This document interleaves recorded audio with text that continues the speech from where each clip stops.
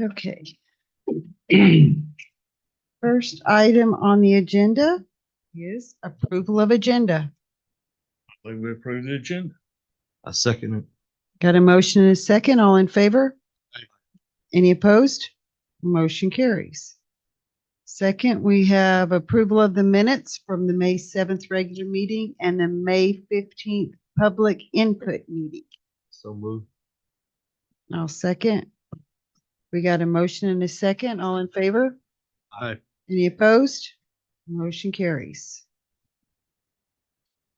Thirdly, we've got approval of accounts payable and payroll. We approve the accounts payable. And payable. Got a motion and a second. All in favor? Aye. Any opposed? Motion carries.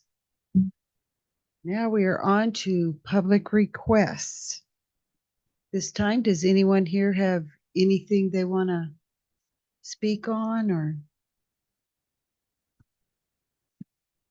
if you'll stand up there and just state your name, please? My name is Mike Standifer, and I farm here in Roosevelt County. And I just get my notes here. I want to thank you for letting me speak. And I want to assure you I'm not here to throw anybody under the bus. I don't want to do that, and I don't want anybody to take that. My concern is over this Sentinel landscape project that has been proposed. And I just have some concerns over it. One of my concerns is the way this has come about by, and I know it's not final, and I hope that you guys, I hope all of y'all have some input into this, that it's not done without the input of commissions of all the counties.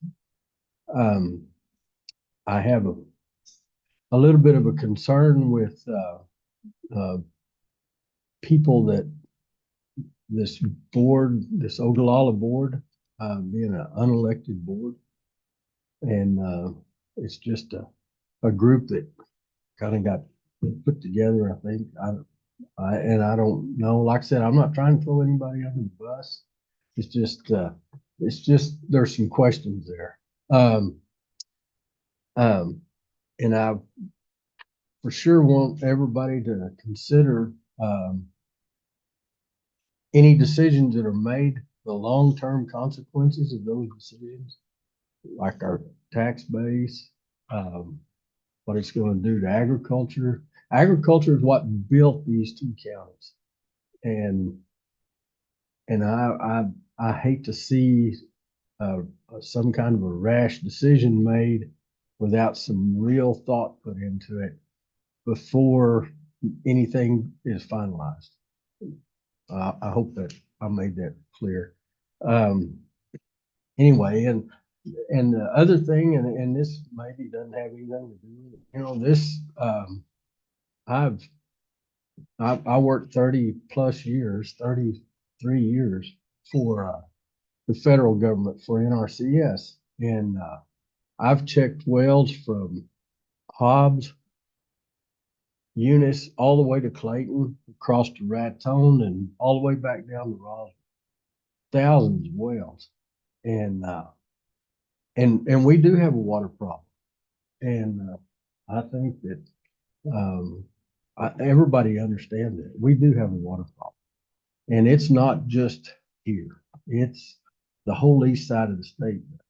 But there are other ways to address these problems besides giving up your water.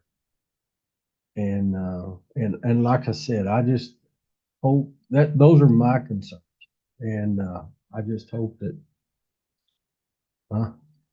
Oh, okay. Anyway, those are just my concerns, and so anyway, thank you. Thank you. Anybody else?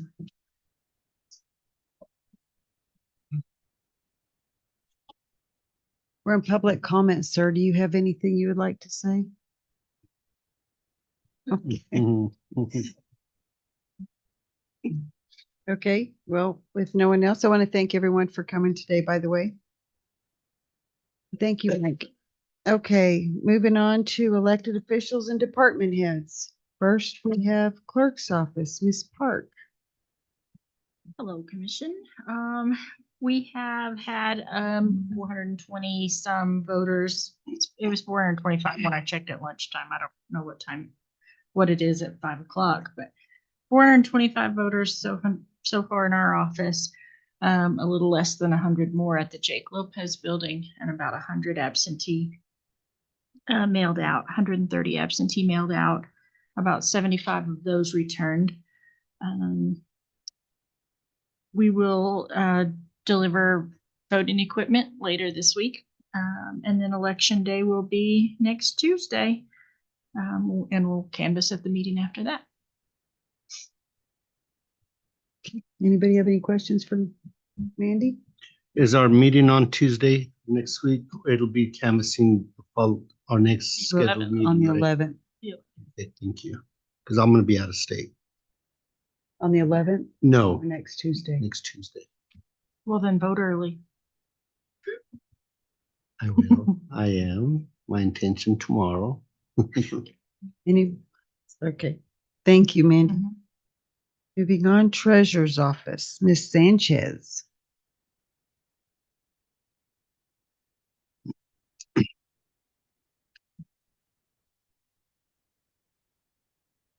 Good evening, Chair and Commissioners.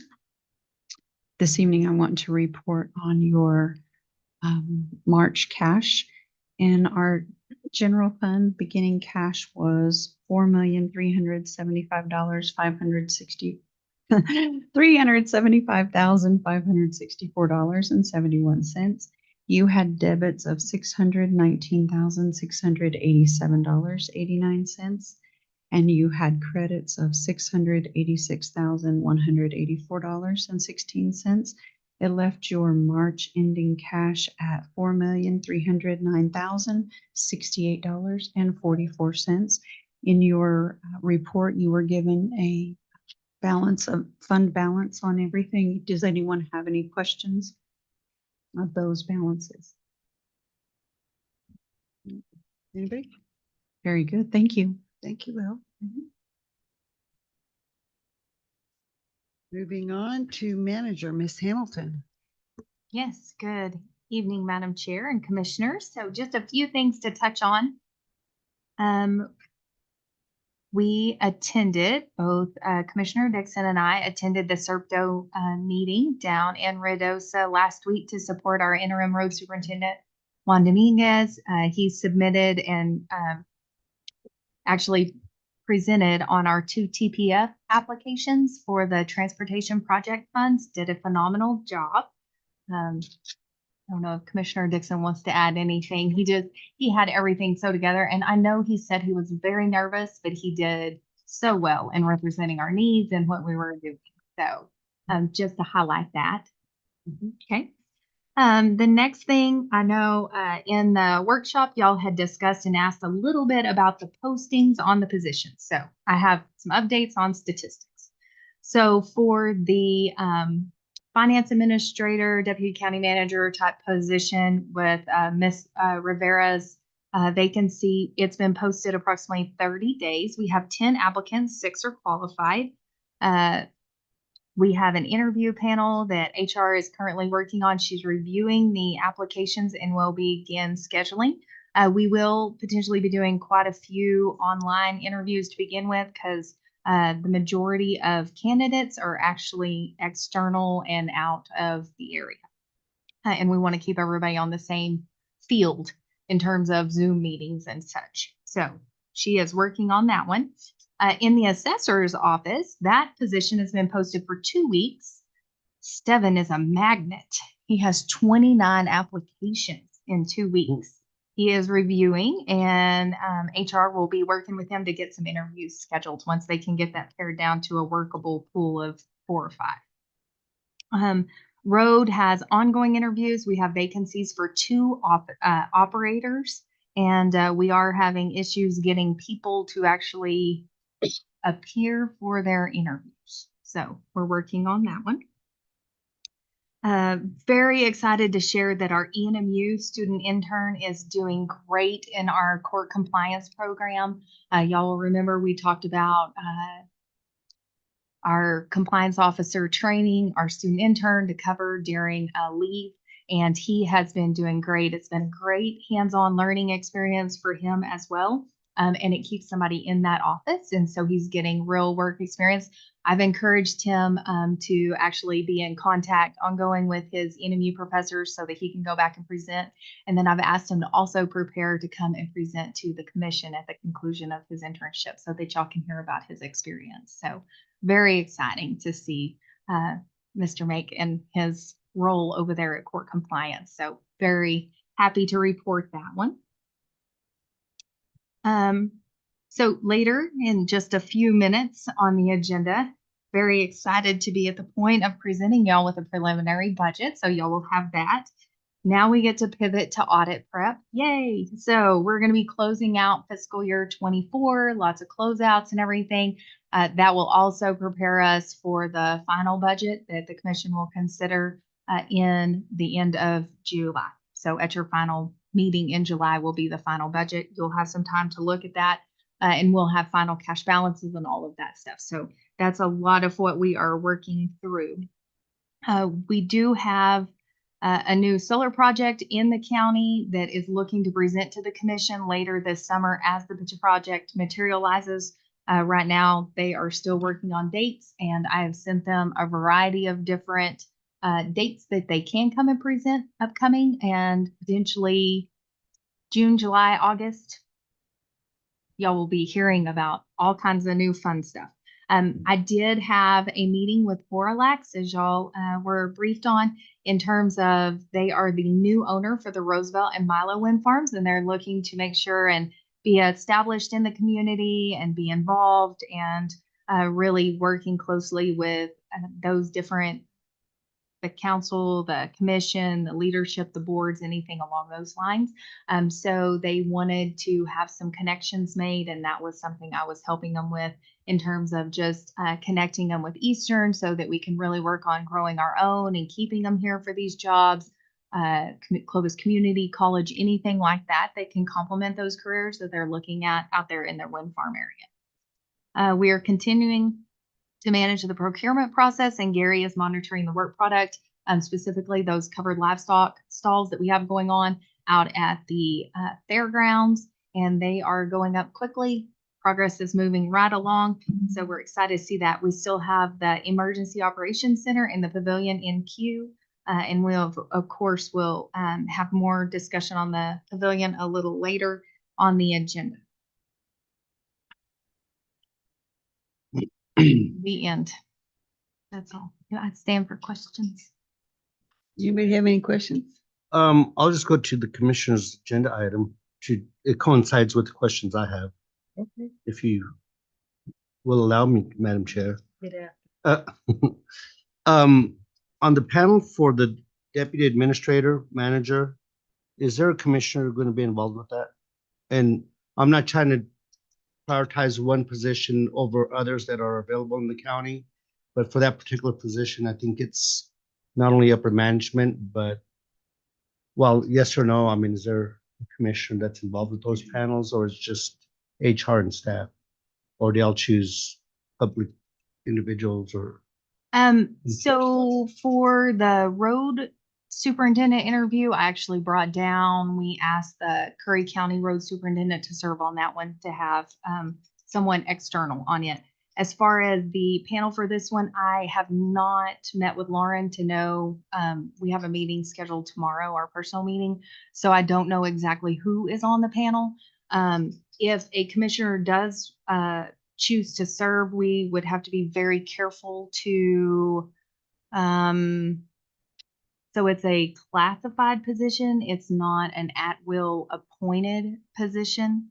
So that puts it in a different employment thing. And Michael, I would welcome you to come in and speak to this, because we have never had a commissioner serve on any kind of interview panel when it is a classified position because of our Okay. personnel ordinance.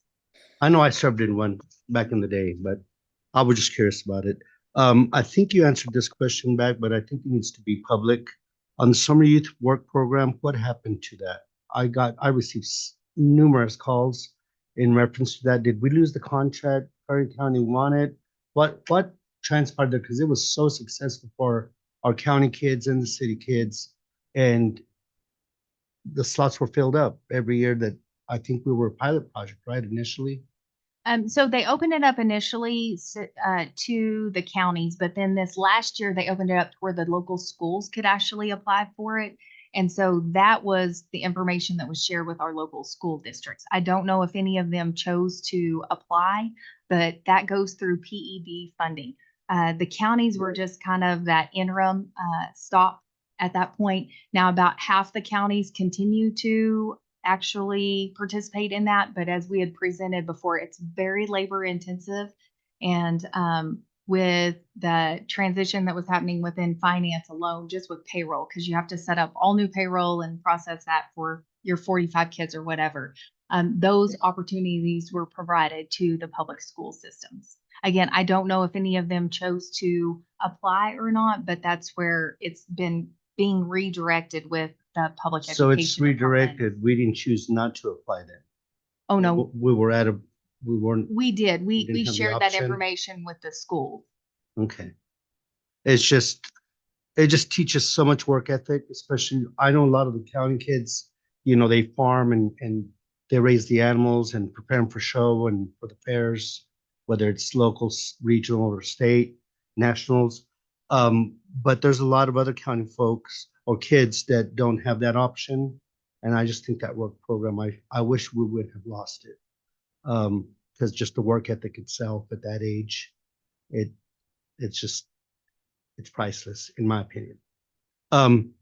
La Casa, I'm gonna continue to get an update on this, on the project for La Casa until my end of my tenure. What's the status on that with that, with the request for the ADA for the senior center and the whole shed stuff, because they're gonna have a mobile medical unit.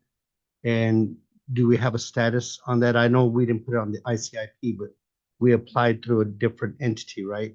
It was on the ICIP that the commission approved last meeting for the senior center. So it's a different ICIP that's specific for seniors, and Ms. Weems presented that for the board.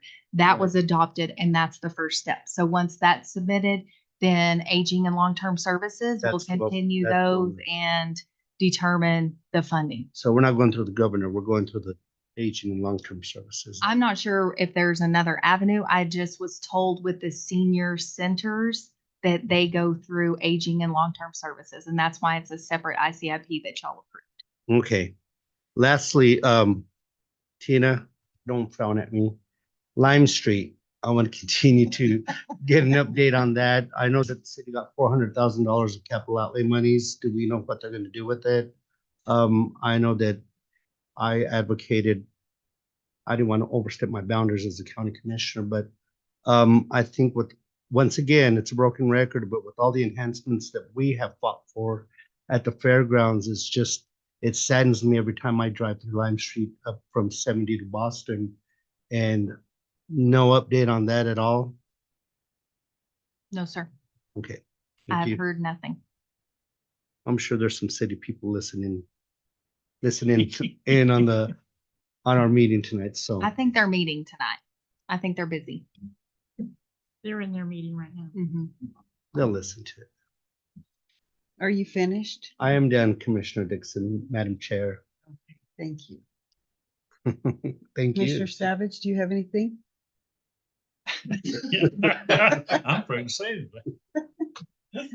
I don't know what you're Commissioner gonna say. Lopez, I appreciate your concern for the community and the job you do represent your constituents. And Thank I you. hope you continue to feel free to speak up, speak your mind. Oh, I will. appreciate it. Okay. Thank you, Commissioner. As far as Lime Street from 70 to Boston,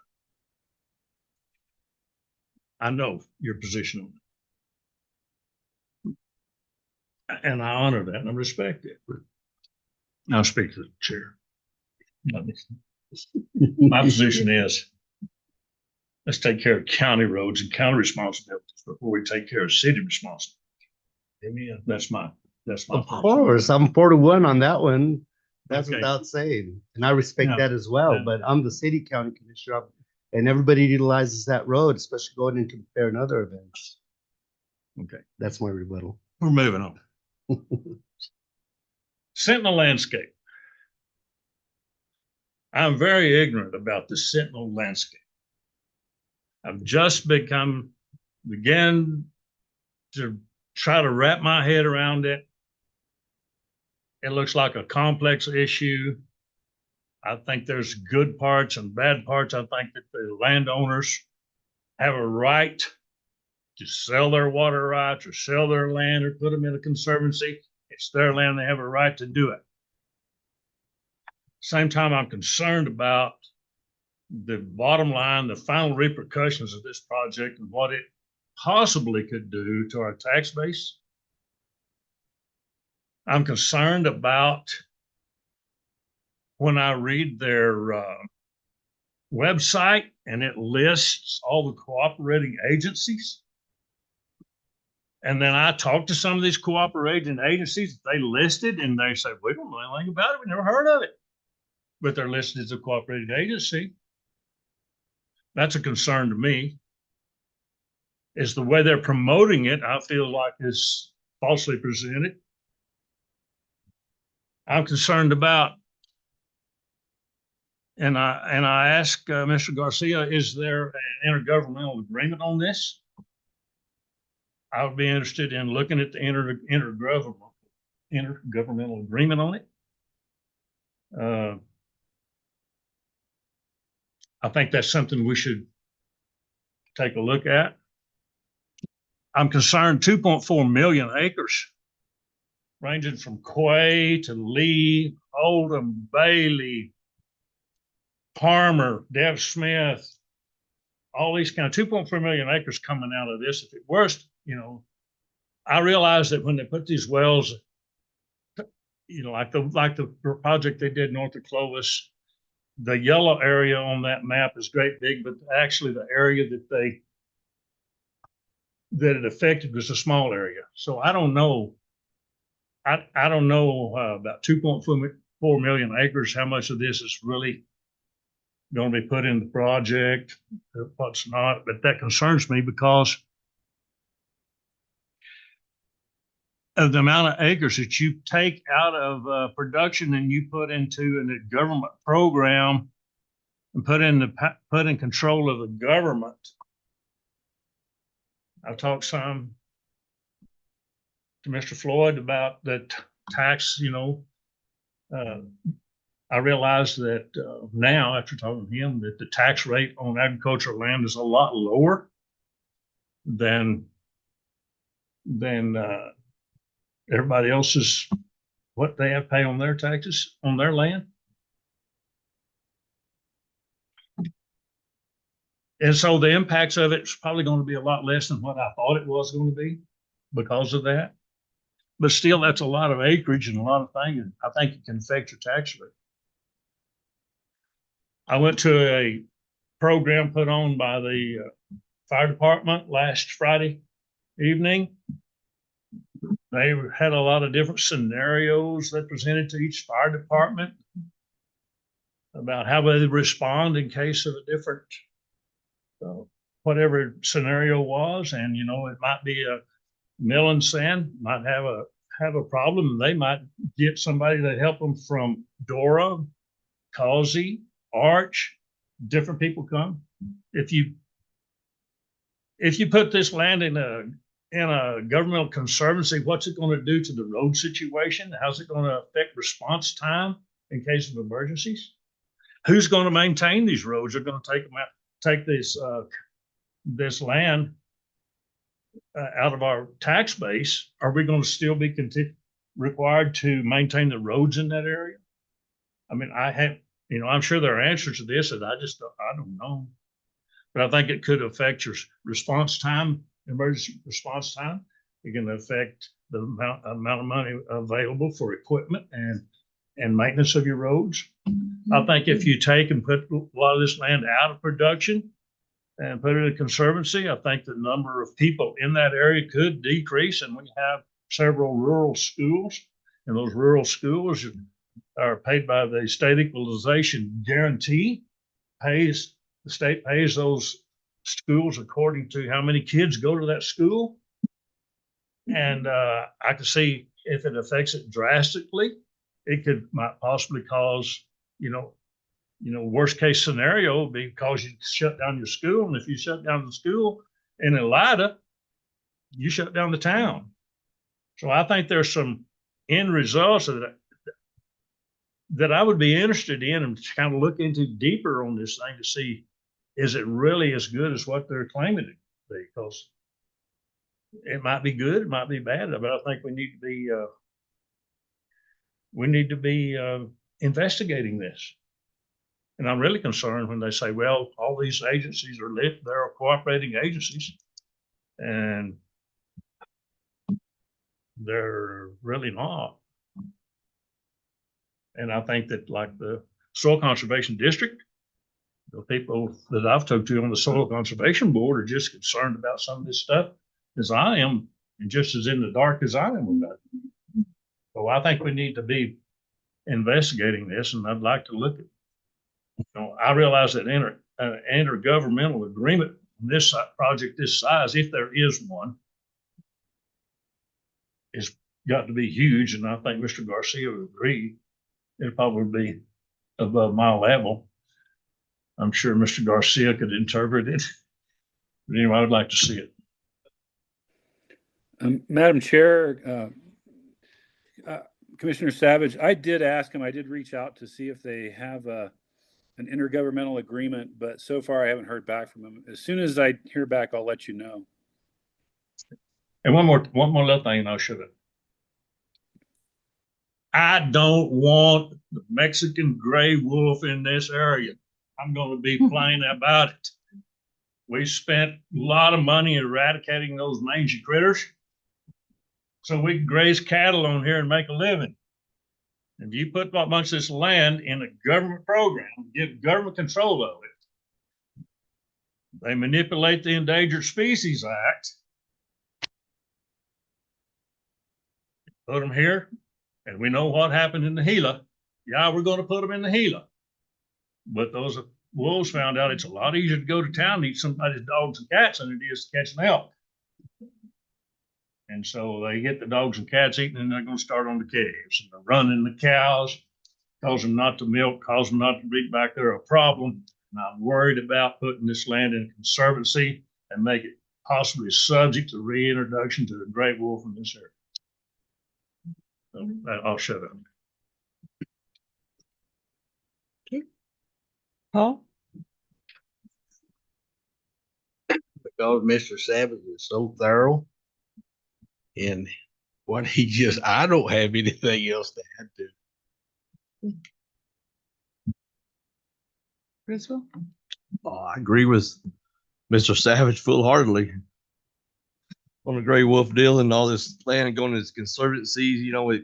When these farmers and ranchers put their land in conservancy, it's in it for a lifetime on this deal, on this centennial deal. It's so they're not just affecting them, they're affecting their offspring, for generations. And if they want to sell out, that's fine.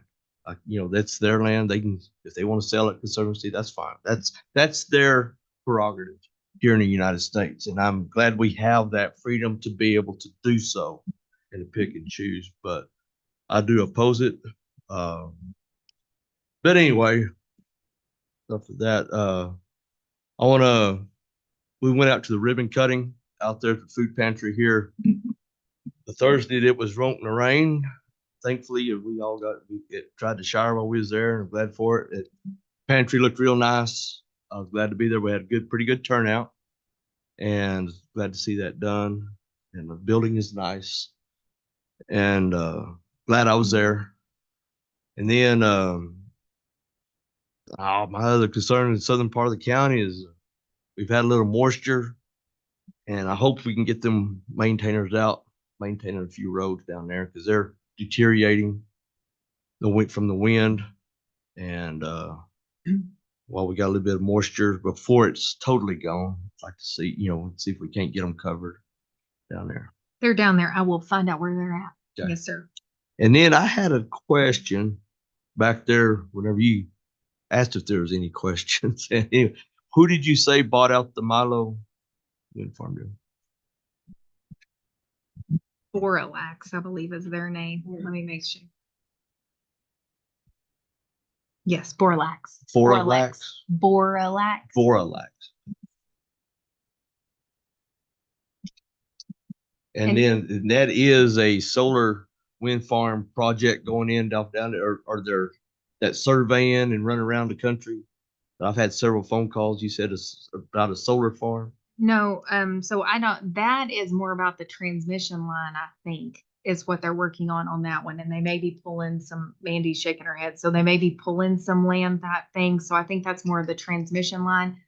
There are some solar projects that are always in the works, but when they get to the point where it's far enough in the queue with like the SPP and stuff, then they will come and present to y'all on that. But They're putting that another wouldn't transmit. be, Anyway, like they're I said, looking at another transmission line. That's my I've had a lot of understanding. phone Sounds- calls about Yes. people running up down the county roads and putting these markers, these X's, plastic X's, like landing mats for maybe, I don't know if it was, Aliens. what do you call those, drones or Drones. stuff. We didn't know. I know, and there's some on private property that, and landlords didn't know nothing about. And so I was just, They hadn't, that's not anything that's come through our Okay. office. We hadn't been made aware or notified of any of that. you can see, like on intersections, county roads, and like I said, then I have been told about some. And I have went out and checked, and yes, I did see them on private properties.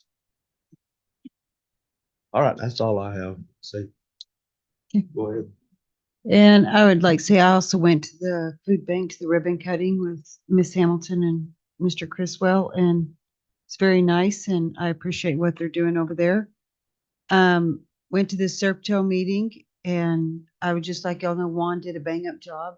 He did a really good job. I know he was nervous, but he really did do a great job, and I appreciate all his efforts. And he had his notes, and they asked him a couple questions, but they did not stump him. He was able to answer them completely and carry right on through it. So I really appreciate all his hard work on that.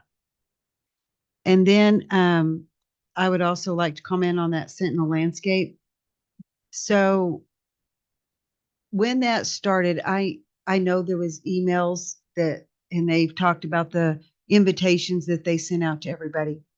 Incredibly brief, didn't tell you anything what it is. And I don't know if they know we get, more than one invite to something, and we need to know what it is. It was just a couple of days before. It did not specify what it was. We don't generally go to everything out there. So there was that. Then I find out that the notice that was given at Cannon was given in 5 different states all at the same time. So they made this big public announcement to 5 different states. Well, I have a couple concerns with it. The fact that it was so sneaky and nobody knew about it prior to, why the big secret?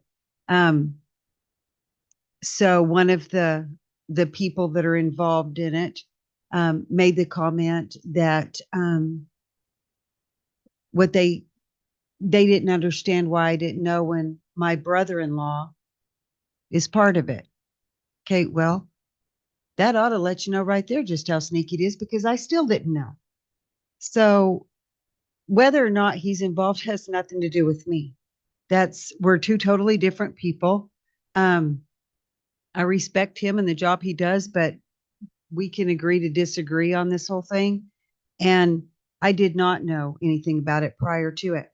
I am concerned about when you start giving out your water rights, because once you give away your water rights, I don't see where your land's worth plug nickel once you don't have any water. I mean, and then these people are giving it away and it's not ever coming back. You're not going to sell that. It's not going to be good for anything. They say they're doing it because the farmers are using it all to irrigate and all of these things. Well, you know what? They're not wasting the water. This is what they do, because I know oil and gas, everybody talks about oil and gas. Oil and gas, it is very important. That's where we get our money in the state. That's where we get our money everywhere, is from oil and gas. And we want to keep that here. But agriculture, that's what feeds everything. That's what feeds the world. Without agriculture, you're not going to have anything. You can live without a lot of different things, including oil and gas. May not be convenient, but you cannot live without agriculture. I think that a lot of this, to me, from the research I've done, seems to be a lot that's like the 30 by 30. I had some of these same individuals that were going in on this, where when I asked questions, I have not had one question straight up answered. And I've asked about the tax base. I've asked different things like that. But they just keep on with, well, it was blessed by the state and was blessed by the federal government. The 30 by 30 was blessed by the state and the federal government. That doesn't make it right. So I'm very concerned. I don't know that there's not anything good in it, because I don't know anything about it. And I think that's what's the scariest for everybody, is the fact that we don't know, that there was not any information given, no time for public comment, discussion, so that we could ask questions and get them answered. So I can't tell you that it's 100% horrible, but I don't see any good coming of it, especially when we have to keep it a secret. So I am very concerned. I've talked to several people from different counties, and we were trying to see what we could do to get something together to have like a public forum where people could come ask questions and get some of these questions answered. But I don't want it to be somebody that just goes up there and gives an announcement and is only going to give one side. I want somebody that's going to give both sides, that knows the entire thing, that's going to offer whatever it is, whether it's good or bad. But we need the pros and the cons of it. And people need to know. I think a lot of times people jump into these things because it does look like a safe haven, and they're using the fact that the water, which is a big issue. And so when you use that to try to get your foot in the door for something, I think is really causing people to think that that's a good idea. I am concerned about a lot of the things that they're doing with it, because they've mentioned the different endangered species and having and that on there. I mean, they even mentioned the monarch butterfly, which is over in Otero County. So I think that we need to worry about this, because it does sound a lot like the 30 by 30, America the Beautiful, the WOTUS, whatever, because it's all about controlling your water, controlling your land, and then all of the endangered species. So they're just going to keep putting these on. If you remember last year, I believe it was, I can't remember the date, when they did the lizard, the dune sagebrush lizard, or however you say it, they did that as threatened, but now as of the 15th of next month, that is now considered endangered. So every one of our footprints for each one of these endangered species just keeps growing and growing till it's covering up New Mexico. Once you have these in these conservation, you give these conservation easements, then all of these endangered species can be on that property. Then you're not going to ever have control of that again, no matter what you think, because the endangered species have control. So with that, those are just a lot of my concerns. And so I'm trying to get something together so that we can have, somebody on both sides that'll come and talk about that, because I think it's something that we really need to know what's going on. And I am concerned about our community. And I even know that they talked about how it was all for agriculture. Well, our local FSA office knew nothing. NRCS, nothing. So it wasn't that they went through NRCS or FSA, because they didn't know. So I don't know how you could say it's about agriculture when that's not the people that you're talking to.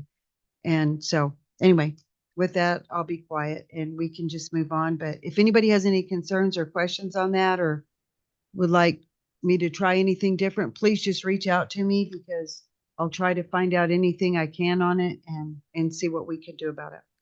Madam Chair, if I may, Yes. on their website, it does announce that there's going to be a webinar on July 24th at 1 p.m. Eastern Time that's supposed to be open to the public. So that might be something that people would want to put on their calendars just to make a note to try to attend. Where is that at? It's going to be on Zoom, I think. Where it's going to be physically originating, I don't know. I can send you a link, Commissioner Criswell. Yes, thank you. Thank you. Okay, go ahead. If I may, same people making these decisions are the same ones that are putting, saying the butterflies in the endangered species. Doesn't the butterfly come from a caterpillar? And there's nothing said about the caterpillar. So it's just something to think about. You know, there's not much thought in any of this. I'm good. I disagree. I think there's a lot of thought into it. Just not thinking the way we do. Okay, moving on to item 6A, request for approval of appointment Eldon Cooper as an alternate to the Roosevelt County Valuation Protest Board. Ms. Hamilton. Yes, thank you, Madam Chair, Commissioners. So included in your packet was the statute 73825, where we have to appoint the county valuation protest boards. We did have a board appointed, and Mr. Floyd brought it to my attention that one of the members is now an appointed city councilor. So Eldon Merrick wasn't able to finish out the remainder of his term. Mr. Cooper has graciously agreed after months of seeking volunteers. So I would ask you please to appoint Mr. Cooper to this board. I had a chance to visit with him last week and thank him for his willingness to serve. So it's a great board. Mr. Floyd does a great job of running it off. There's very few protests, but they are a vital board to have in place, and they are statutorily required. Madam Chair, so moved on agenda item 6 as presented by our county manager. Second. Got a motion and a second. All in favor? Aye. Aye. Any opposed? Motion carries. Johnny, will you turn that air on, please? It is screaming hot up here. And I'm cold.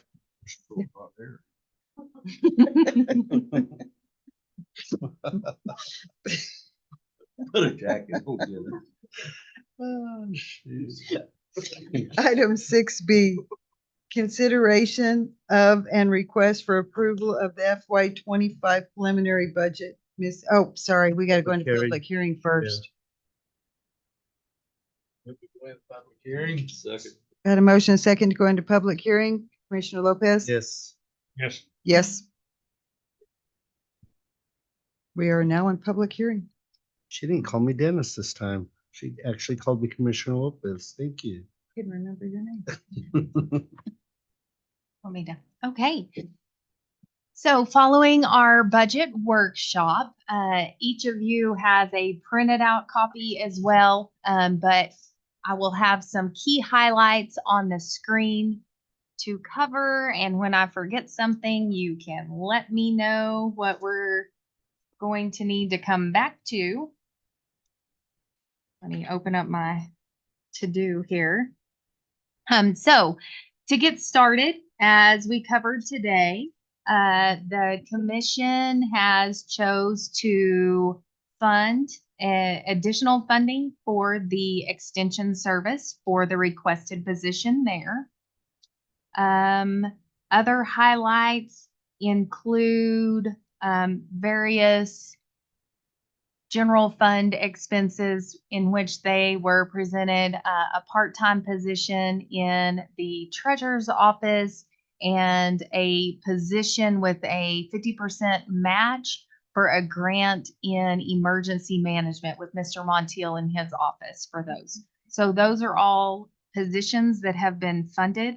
Personnel is just over 7.9 million of the general fund budget, which you can see is the substantial piece of that. One thing that I really love to highlight over here. Sorry, we're going to jump through a few of these spreadsheets as we hit the key topics. So debt service is one that the commission has worked very diligently on. When we first started back in 2014, we were leveraged beyond understanding. And this year, the commission has paid off the arena debt service. It is in the fiscal year 25 budget to close out the Clean Water Revolving Fund loan. You will have that payment to be paid off, and that will be complete. And then in fiscal year 26, that will be the final payment and the final intercept for the 2006 RCDC bond restructure. So going into fiscal year 27, you will have two very manageable debt services. So lots of commending the commission on lots and lots of years of hard work on constantly going to task on your debt service. That is a complete turnaround in terms of where we started, but where y'all are at this point in terms of the county. And those are the things that make the substantial differences in our bond ratings and such, as you've heard RBC present. So wanted to highlight that. There were a variety of other capital requests that the commission said, maybe let's wait and let's put together a list. And here is the list of those items, as we again discussed earlier today, of the things that are on hold, and y'all will be able to see where your cash balances look at the end of this fiscal year and decide what you want to include for your final for fiscal year 25. So all that's things that we can work on as y'all see where your cash balances are and decide how you want to have those priorities there. Very exciting. We're net positive in the black, all of $16,530 of positive operating margin. So we are meeting the statutory requirements and have that. And that's based on your general fund revenues and expenditures. And of course, a substantial part of that is the transfer that you have budgeted, $1.75 million to the road department to continue on in the work that's being done there each year. Okay, now super exciting times.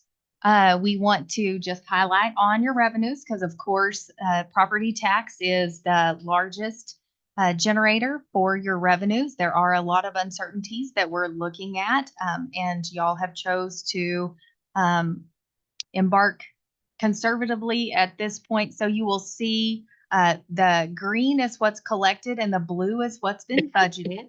And this right here is where the last wind farm went live, and that was state assessed, central assessed. So even in the conversations with Mr. Floyd, Mr. Beggs, it was hard to know what kind of numbers we were looking at until we had those numbers from the state, because that's something that they put on it. But we are seeing those.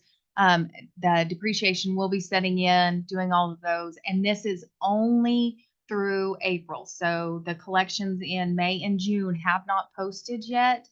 Those aren't posted until the last of the month. So again, all of those will be reflected at that time.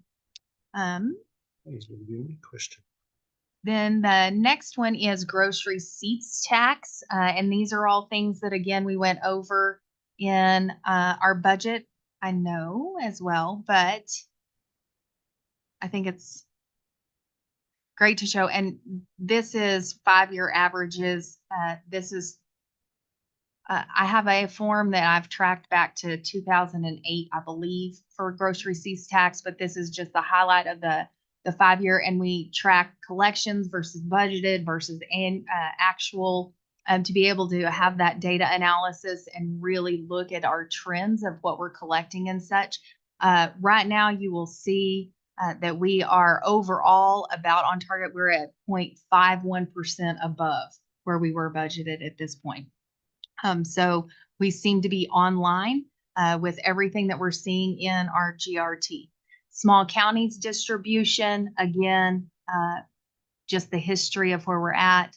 The county equalization, the one standout year has to do with when the wind farms come in, because again, this is all statute based. It is dictated in terms of what the formula is and how those numbers are distributed, and we track those ongoing. Our detention center distribution, you'll recall when the New Mexico counties fought to reestablish and get that reimbursement back up to the $5 million from when the legislature had cut that in half during the lean times. So these are the 2 years that we've seen that fully funded. And we are happy to say that that's continuing to be in the budget at this point. It is only at $5 million.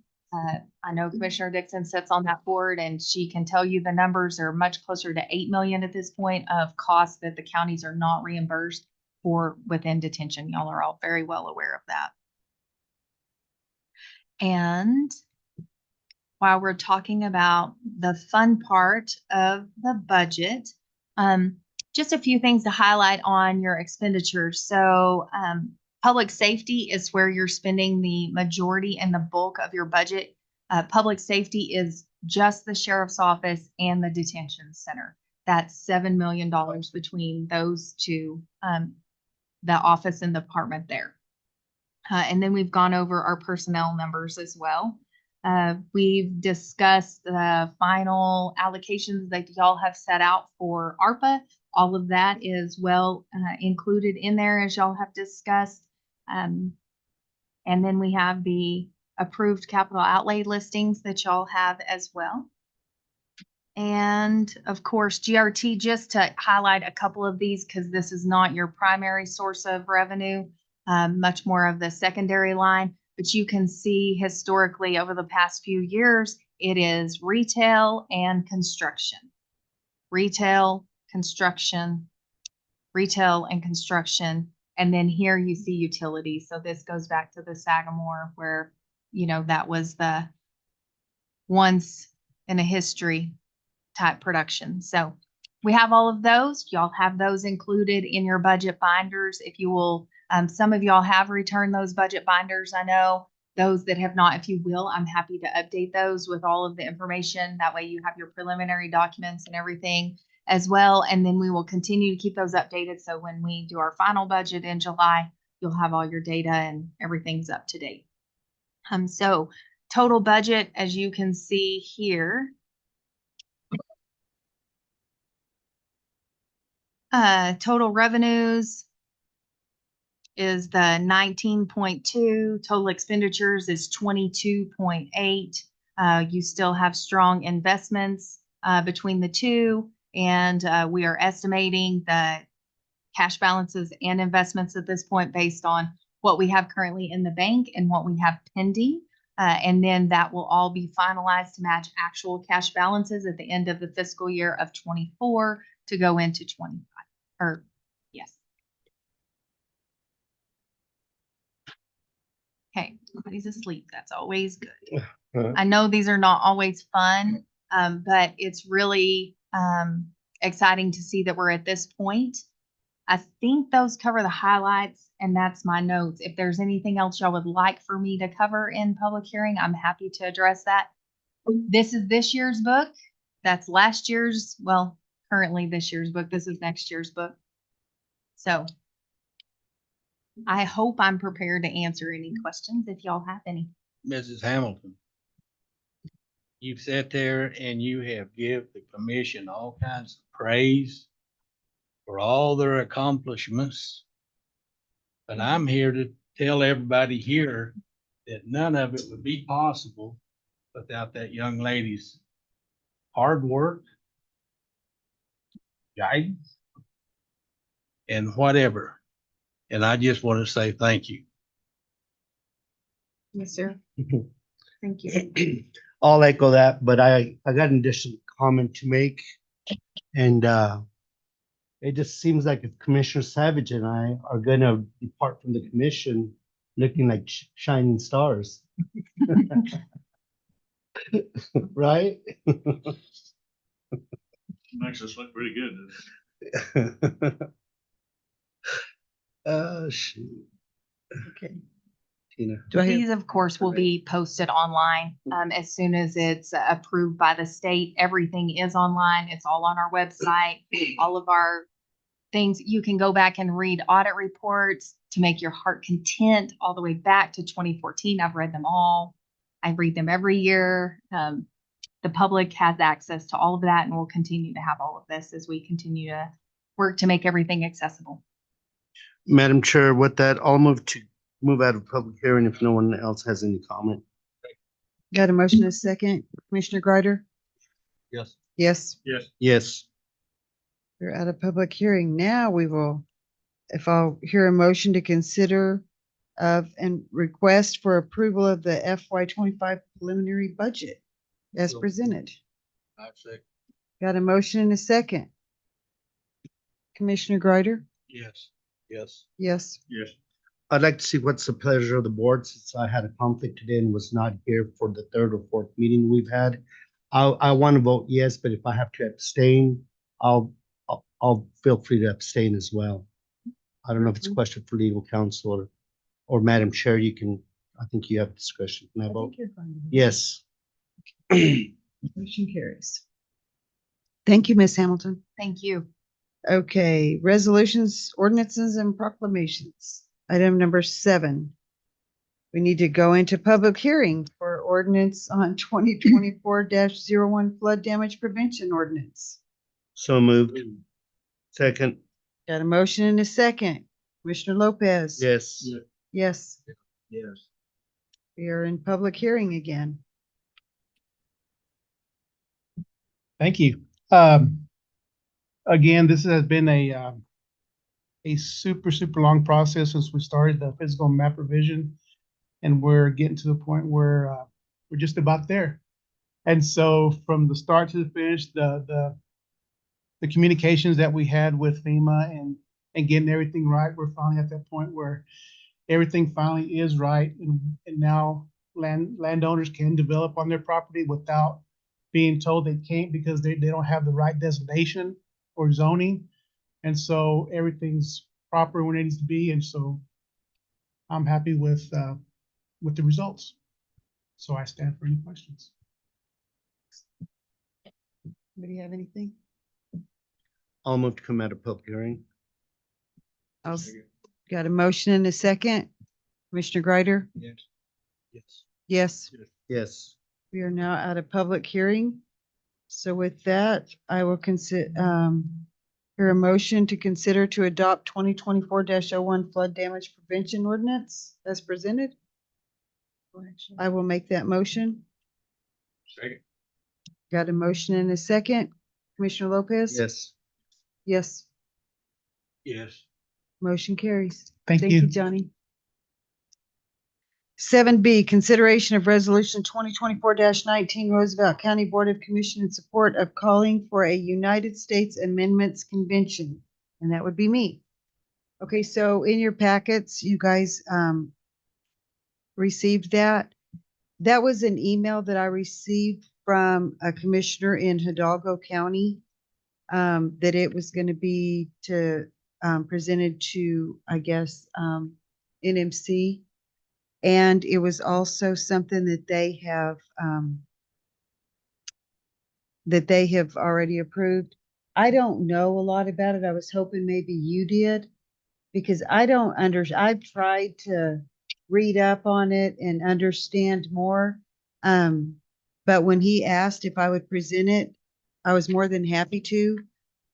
I am not at a position where I could really make a decision on it. I can see pros and cons on both sides, but I don't understand all of it enough to make a solid decision. I can see where there would be a problem.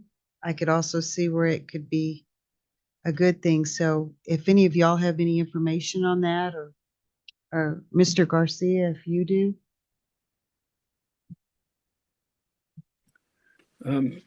Madam Chair, I don't know of any immediate problems. I'm not sure what you might have in mind.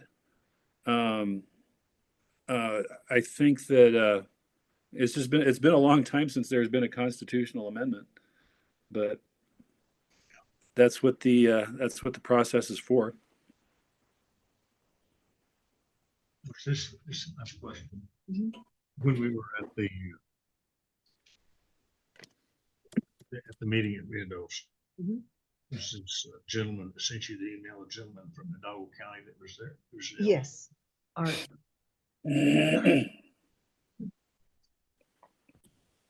Personally, I would rather postpone it next meeting, give me a chance to communicate further with that gentleman. Maybe Mhm. I know I have personal friends with another commissioner, Hidalgo County Commissioner. Kind of maybe provide more insight with a little more time. Okay. So with that, I would move to postpone this motion next regular chapter. I'll second. I think it's a great I idea. echo. Yep. I echo everything Commissioner Savage Got said. a motion and second, Commissioner Greider? Yes. Yes. Yes. Motion carries. Thank you. I just wanted y'all to be aware of it and see what you thought. And I thought maybe if we could find out some more about it. 7C, request for approval of notice of intent to adopt Roosevelt County Rural Addressing Policy Ordinance. Mr. Montiel. Again, good evening. I'm not used to saying that. The notice of attempt to adopt the rural addressing ordinance, the old one, it was 1991. And with everything changing and how things are moving, especially with our next gen, how we're moving, it's time to update it. And so the new addressing policy is actually broken down in detail of how everything gets addressed, how roads get named, how roads get ranged, how roads get determined, and who does that and who has final say in it. So I believe it's written well and done what we need to so we can move forward to moving along with addressing. So I stand for any questions. I'll move to approve agenda item 7C as presented by Mr. Montiel. Got a motion and a second? Commissioner Lopez? Yes. Yes. Yes. Motion carries. Thank you. Thank you. Okay, moving on to item 8A, request for approval of a professional service agreement between Roosevelt County and Tony Williamson for financial services and audit preparation. Ms. Hamilton. Yes, good evening again, Madam Chair, Commissioners. So included in your packet was just a standard professional services agreement, much like we've had with Ms. Williamson before. She was a contractor and prior employee many years ago prior to Ms. Rivera. And I just had a conversation with her to see if she might be willing to help us. The majority of the work is actually being taken on by myself, HR, and our administrative assistant, who is handling payroll and accounts payable, and we're all just doing part of this. But to ensure that we have everything ready as we are gearing up now to close out the fiscal year and prepare for the audit and such, I've reached out to a couple of different options. This is the one that I'm ready to present today and ask for y'all to approve. Ms. Williamson is familiar with Encode. She's familiar with our processes, our internal controls. She was here when we were doing a lot of our repairs and fixes to our audit prior. And she is someone that could give us a few hours a week and just continue to help with those services. The other company that contractor that I reached out to actually does like a surge team type approach and helps prepare for the audit. You can give them access and they can come in and put your reports together and do those kind of things. That's stuff that I have the information on. I'm just not ready to ask for that at this point. It is just Ms. Williamson at this. I just wanted you all to be aware of the research that we are doing, because again, it's so imperative that we don't miss a step. Ms. Rivera has done a fantastic job the last few years of just really championing the audit.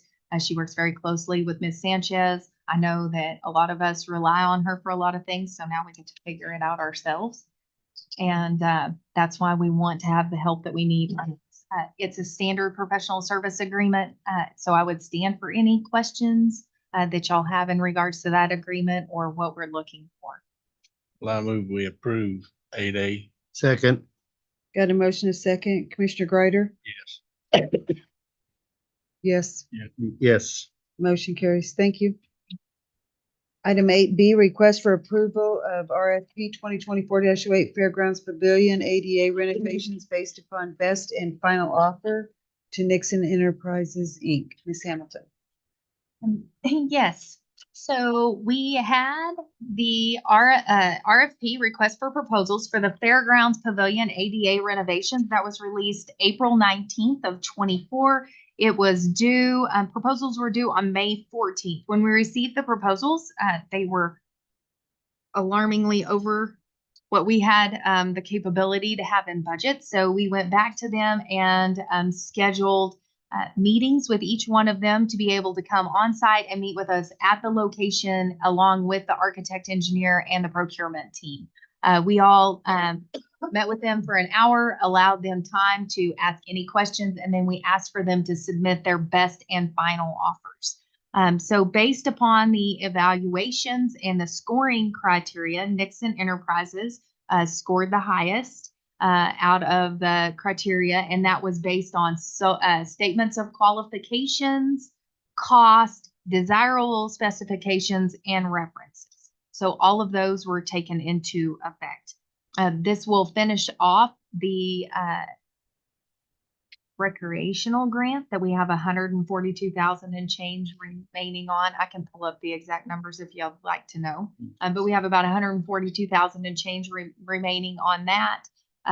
This RFP that we're looking to award, and this is just for the phase of the ADA. So it's the covered picnic patio area where we can have ADA accessible covered eating, as well as the renovation to the restrooms. So as much as I would love to have all this done before the fair, they told me I was absolutely crazy, and there is no way they could do that. And so understandably, that was one of the things that we met with. But what they can do is start the initial work. So we may be able to get the patio concrete poured. There are things that we, as a county, said we would do. The road department might not know yet, but we're going to have to take out those trees in front of the pavilion. So, and then we're going to use some detainee labor to help get those cross ties up. Like, we're going to have to do some things to get to this best and final cost offer that we were able to do. So the total for the final cost at Nixon is $619,270. Which is a difference of the $477,000 right in there that y'all had included in your budget. The next lowest proposal was over $1 million. So all of that again was taken into account when we were looking at their best and final offers.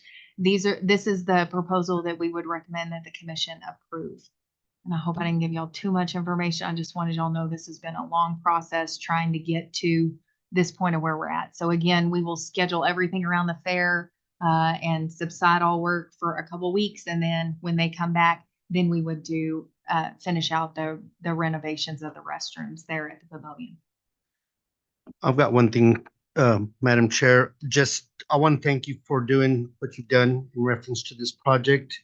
But I've always said this for many, many years. I love keeping business with local business owners. So as long as we could do that and not have to go anywhere else, keep it within our proximity of Roosevelt County, I'm glad because they do a good job. And with that, I'm willing to make that motion to approve 8B as presented by our county manager. Got a motion and a second. Commissioner Lopez? Yes. Yes. Yes. Motion carries. Thank you. Item 8C, request for approval of scope of work with Behavioral Health Services Department in Roosevelt County for RISE project funding for continuation of MAP program in FY25 at the Roosevelt County Detention Center. Ms. Hamilton. Yes. Good evening again. So this is a standard agreement that we see annually and consider in continuation of the MAT program that we have going on. We again have secured, Chris has done a fantastic job of championing this program. She has secured grant funds of $339,600 to continue on.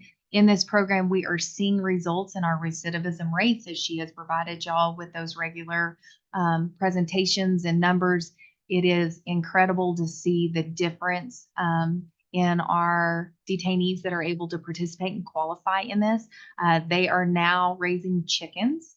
I had a little catastrophe with a bull snake and 4 casualties, but we overcame that because somebody gave them some guineas and I don't know.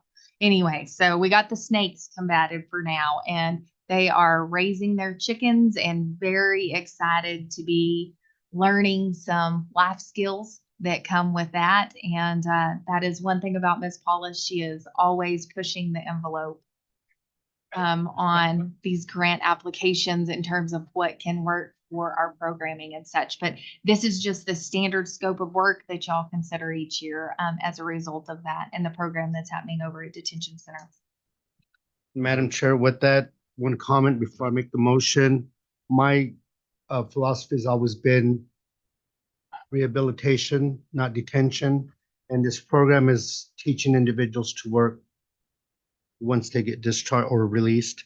So I would move to approve agenda 8C as presented. Got a motion and a second. Commissioner Greider? Yes. Yes. Yes. Motion carries. Thank you. Item 8D. Oh, you're not finished. Yes. 8D, request for approval of revised amendment to number 1 to agreement for comprehensive health services between Roosevelt County and Roadrunner Health Services, Inc. Ms. Hamilton. Yes, so good evening. This has been a labor of love. And Michael, I'm going to let you jump in on this one here in a second. I'm going to tee it up for you and then you get to hammer it home. So we have been working with our contractor for many months.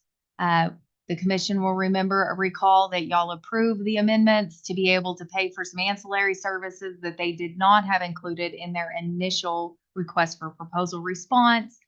We got that remedied and they had agreed to it in concept and verbal type action with Mr. Garcia. However, we could not get it signed.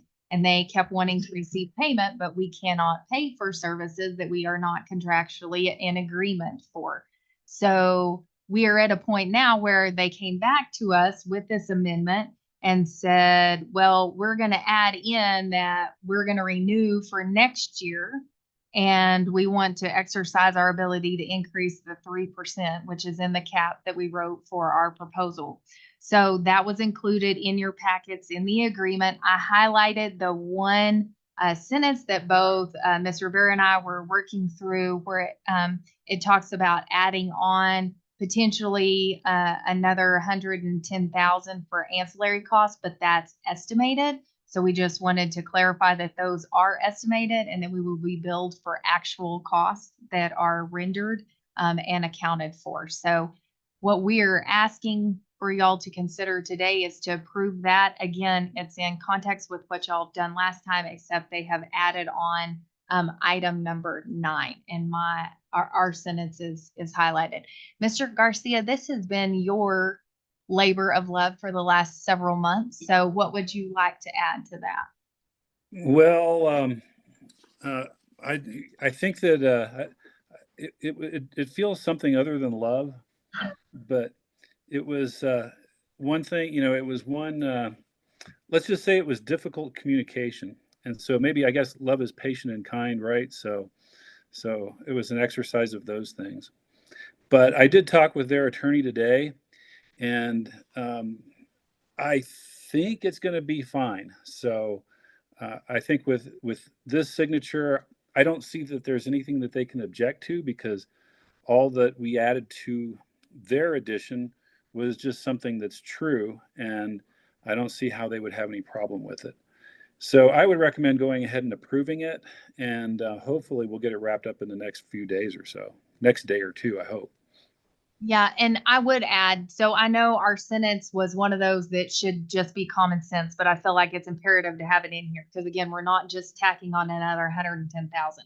This medical contract, for everybody's pleasure, puts us over $1 million now, $1,047,000 for medical care at our detention center. I mean, that is when you're looking at a $4 million budget for a detention center, $1 million of it is just for providing the required healthcare services that the county is required to provide. So those are in there. But when you look at the state auditor's office and you read their findings from Colfax County and the audit that they did up there, it was with this entity for Colfax County paying invoices that they did not have the contractual obligation to pay and they didn't have the appropriate documentation. So we're avoiding that by requiring all of this to happen. I mean, this is what we do each time through our procurement process. So we're not asking for anything other than what is legally necessary.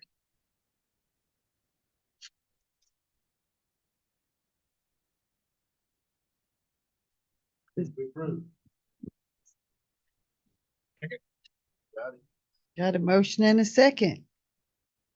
Yes. Yes. Yes. Willie? Yes. Yes. Motion carries. Thank you. Thank you. Moving on to item 9, executive session.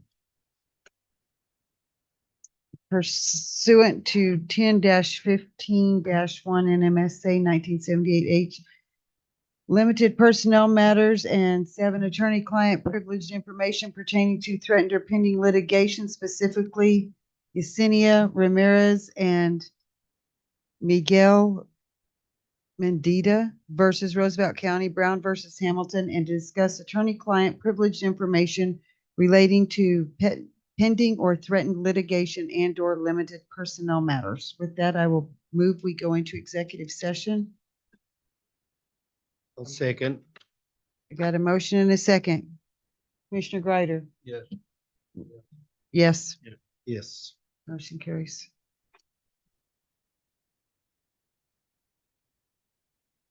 We are going to Yes, take sir. a 5-minute break, y'all.